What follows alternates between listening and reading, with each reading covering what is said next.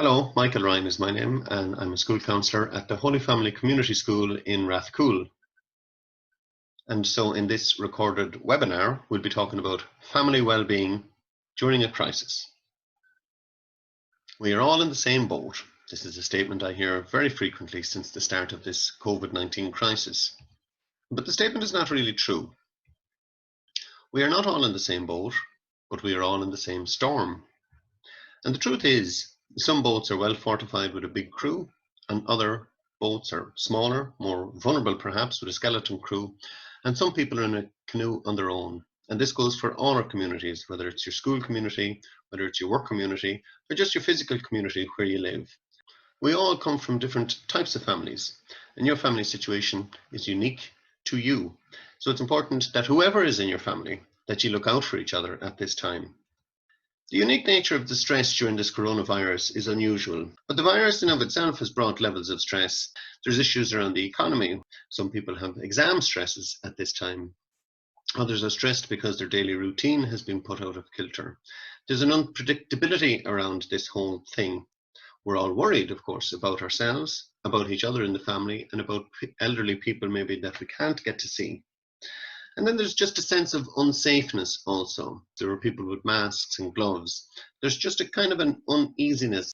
This whole thing, of course, a lot of the things we just mentioned, some people will be stressed, afraid, and frightened, whereas others are relaxed, carefree, and relatively unaffected. When we look at this, we see that on the left-hand side, everything is disordered, and how we like things to be is on the right-hand side. We like things to be uniform and routine and ordered. And we've had to kind of learn to live in this sense of disorder for the past while. Of course, some days will be like this in the house, all cheerful, all happy, but there are other days that are just the opposite.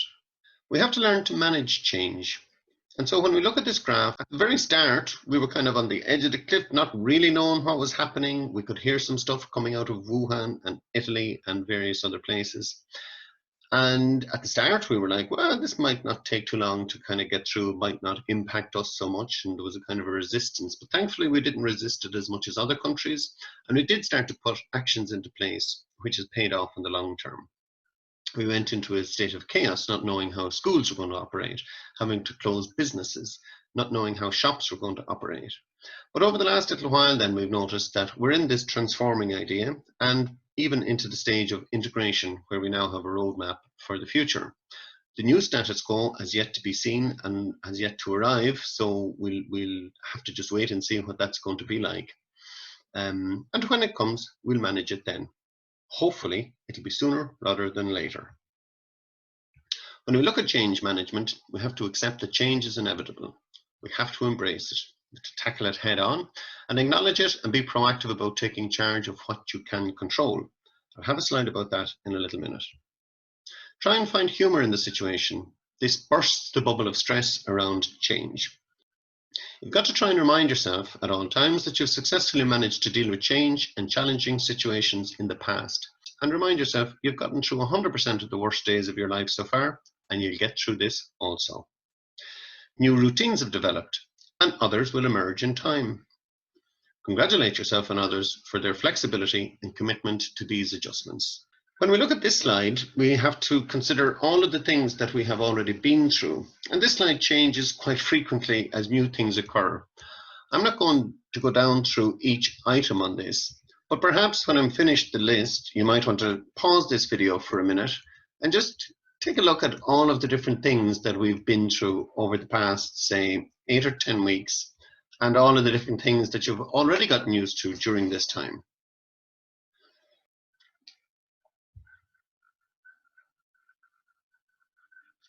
So it's important to let go of what is not within your control and take charge only of what is within your control and where your power is.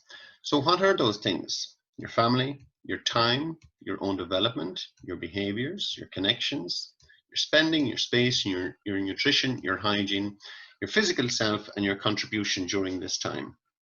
These are the things that you can control, and the rest we have to leave to the experts who are more experienced than us to manage the broader sense of this crisis. When we look at homeschooling, here are a few tips that might help. Get everyone involved in the plan, because people who are involved in making a plan are much more committed to executing that plan. Your situation is unique to you. Chill out if it's not perfect, and try and not compare yourself to others. If you compare, you will despair. Try and give teens some personal space. Try and balance the day between work, rest, and play. I know the last two will come easily. It's more difficult to try and balance the work bit. Try and get the hardest work out of the way first. Keep connected to the school. The support is there, and the team are understanding and patient. They will help to make this as good as your situation allows. Here's a nice statement. It's not what happens to you, but how you react to it that matters. Because how you react to it is where your power is. Limit your exposure to news about COVID-19. Try and only have a couple of times a day when you actually get updates. And at times you may need to just forget about WhatsApp because it can get just overloaded with messages.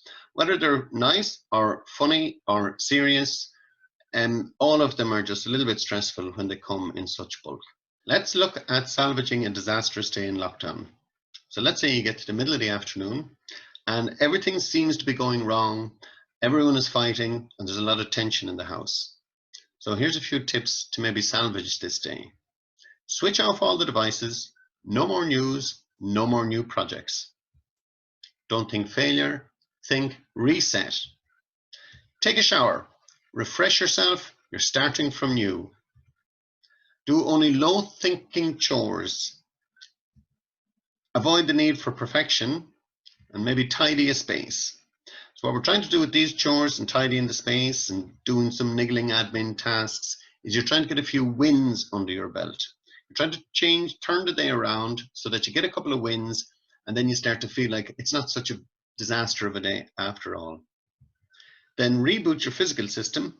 Even a short burst of physical exercise will help to relieve the frustration. Write off the day from any scores, any of your Fitbit or step counters or any of those things. No guilt today. Write off the day from these scores. Today doesn't count. Bookend your day with some kind of a ceremony. Cup of tea, watch Netflix, read a book, watch TV. And just know that tomorrow will be a better day. Here's another neat saying. My life has been full of terrible misfortune, most of which never happened. And that was from Michel de Montaigne, and he was a chronic worrier. And of course, most of the things he worried about didn't come true. So he spent his entire life worrying about a whole bunch of stuff that he didn't need to worry about. In reality, only about 8% of what we worry about is worth worrying about.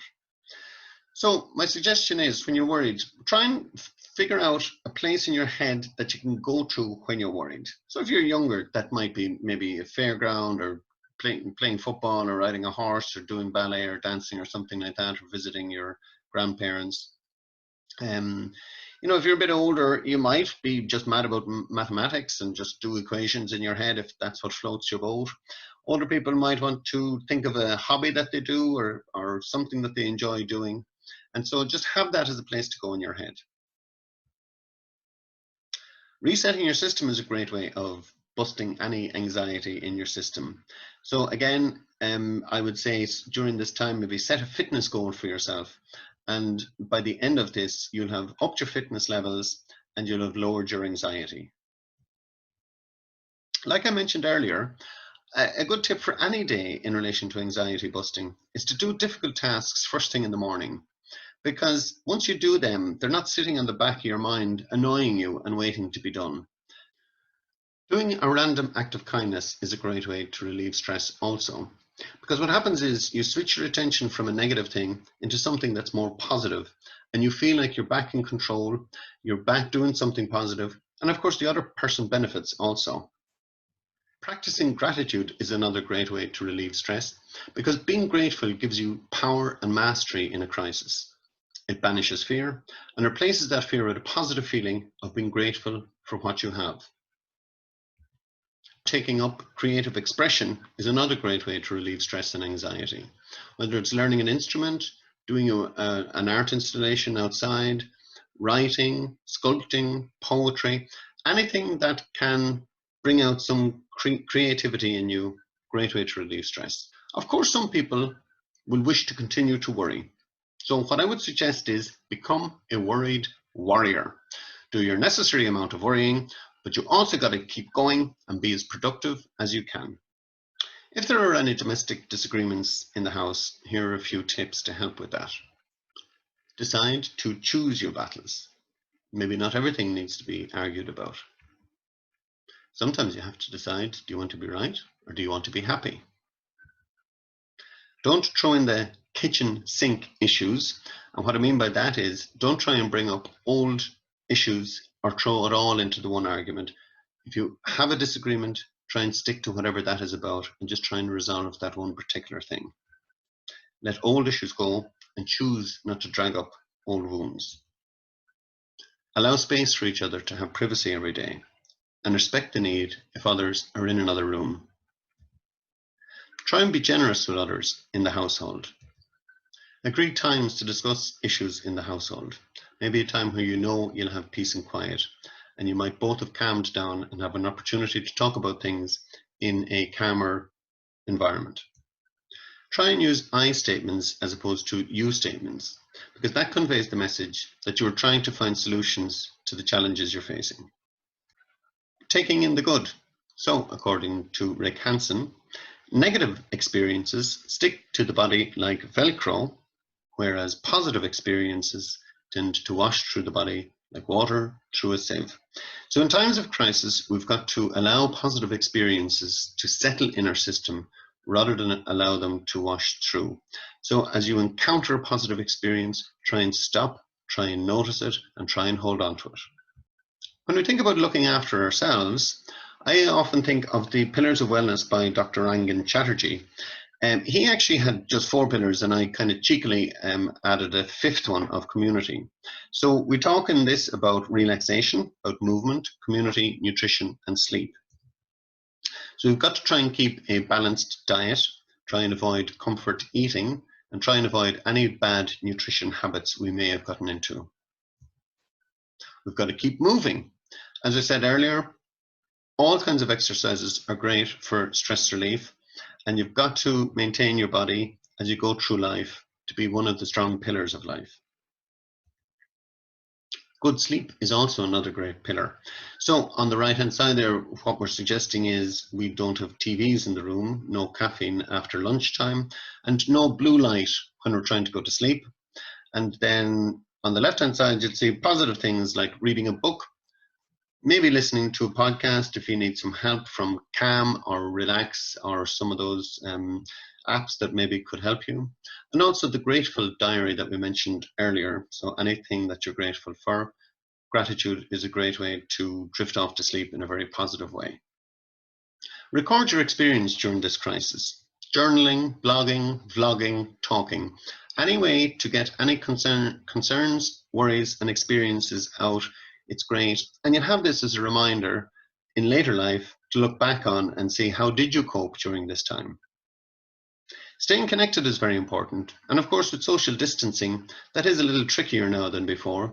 So you'll have to use all the tools available to you. Mostly they're going to be electronic tools to try and stay connected to your family, your friends, your colleagues, and your community. Set time aside each week to check in on each other, collectively and individually. You can do this easily over meal times, but sometimes we might need to actually schedule in times on a one-to-one basis to check in with everybody, or even as a group, just to discuss how things are going and just to make sure everyone is okay. As Winston Churchill once said, never let a good crisis go to waste. So this is a perfect opportunity for you to do something to be proud of at the end of this crisis. Get some goals to achieve. Now, goals should be specific, measurable, attainable, realistic, and time-bound. SMART, SMART goals. So these would be the 5 pillars that we spoke about earlier, plus also maybe a couple of creative things like learning an instrument, doing some art, learning to paint, or doing some renovations. And I want to wish you good luck in achieving those goals. So I hope you got something out of that. This is Michael Ryan from the Holy Family Community School in Rathcoole, signing off. Thank you for watching.